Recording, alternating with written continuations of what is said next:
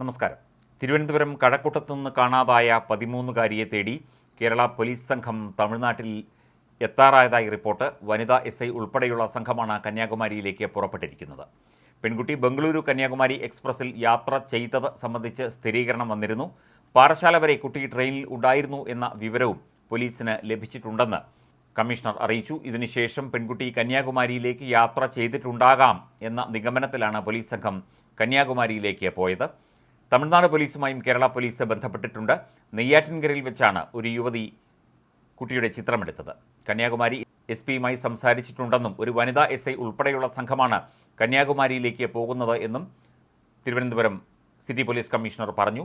ട്രെയിനിൽ ഇരുന്ന് കുട്ടി യാത്ര ചെയ്യുന്ന ഫോട്ടോ കുട്ടിയുടെ പിതാവ് തിരിച്ചറിഞ്ഞിരുന്നു. ഇന്നലെ ഉച്ചയ്ക്ക് 1 മണിക്ക് കുട്ടി തിരുവനന്തപുരത്ത് നിന്ന് ബംഗളൂരു കന്യാകുമാരി എക്സ്പ്രസ് ട്രെയിനിൽ കയറിയതായിട്ടാണ് ഇന്ന് പുലർച്ചെ 4 മണിയോടെ പോലീസിന് വിവരം ലഭിച്ചത്. ഇതേ ട്രെയിനിൽ കുട്ടിയുടെ എതിർവശത്തുള്ള സീറ്റിൽ ഇരിക്കുകയായിരുന്ന ഒരു യാത്രക്കാരിയാണ് പോലീസിന് നിർണായക വിവരം കൈമാറിയത്.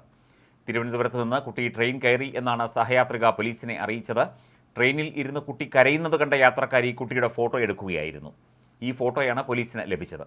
കുട്ടിയുടെ കയ്യിൽ 40 രൂപ മാത്രമാണ് ഉണ്ടായിരുന്നത് എന്നും ഫോട്ടോ എടുത്ത ബബിത എന്ന യാത്രക്കാരി പോലീസിനെ അറിയിച്ചു. കുട്ടി 50 രൂപയുമായിട്ടാണ് വീട്ടിൽ നിന്ന് പോയതെന്ന് മാതാപിതാക്കളും പോലീസിനോട് പറഞ്ഞിരുന്നു. ലഭിച്ച ചിത്രത്തിൽ നിന്ന് കുട്ടിയെ തിരിച്ചറിഞ്ഞ പോലീസ് ഫോട്ടോ കുട്ടിയുടെ വീട്ടുകാരെ കാണിച്ച് സ്ഥിരീകരണം വരുത്തി. പെൺകുട്ടിയുടെ അച്ഛൻ ഇത് തൻ്റെ മകൾ തന്നെയെന്ന് പോലീസിനെ അറിയിച്ചു. ഇതോടെയാണ് അന്വേഷണം ഇപ്പോൾ തമിഴ്നാട്ടിലേക്ക് വ്യാപിപ്പിച്ചിരിക്കുന്നത്.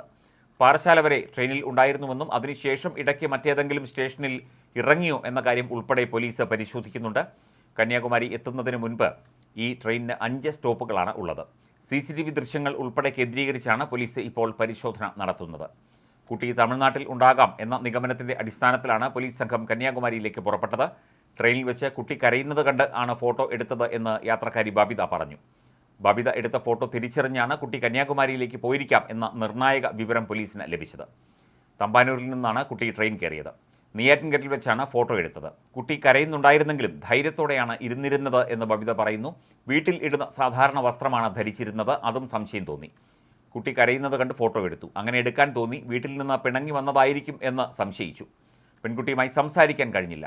മുഖത്തേക്ക് പോലും പെൺകുട്ടി നോക്കിയിരുന്നില്ല. കൂടെയുണ്ടായിരുന്ന സുഹൃത്തായ മറ്റൊരു യാത്രക്കാരിയാണ് കുട്ടി തമ്പാനൂരിൽ നിന്നാണ് കയറിയത് എന്ന് പറഞ്ഞത്.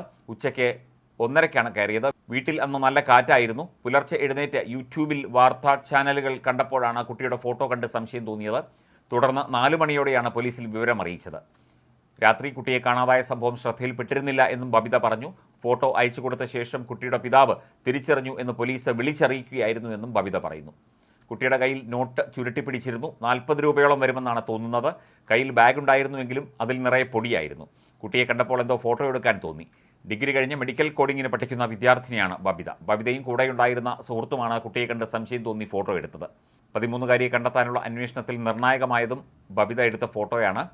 ബബിതയും കൂട്ടുകാരിയും ട്രെയിനിൽ വീട്ടിലേക്ക് പോകുന്നതിനിടെയാണ് ചിത്രം പകർത്തിയത്.